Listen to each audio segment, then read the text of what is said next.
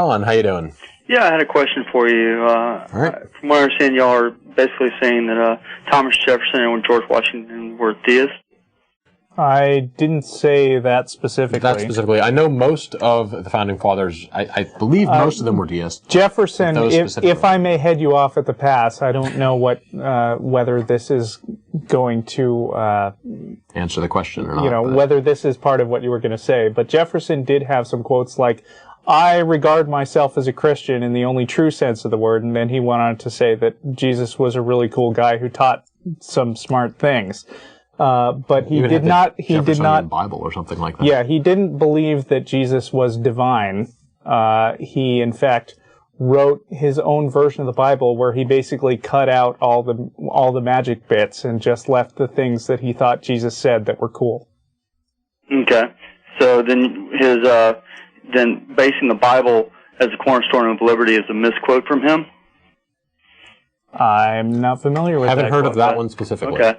And then I was kind of curious about George Washington when he stated that it is impossible to rightly govern the world without God and the Bible. Christian. I never said anything else.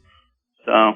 Okay, so I'm sorry. What did you say? Well, 79 of the original constitutional signers were all devout Christians and confirmed Christians. Okay, and 23 of those. But again, 23 of those had seminary degrees. Okay, but going back to a really important point. Just because you're religious doesn't mean that you believe you should impose your religion on anyone else. Right. With all those religious people, it's a good thing they managed to draft a constitution that says that the government shall not interfere with religion. Exactly. Whether they were religious or not is kind of beside the point. They didn't think that government should be imposing religion on anybody.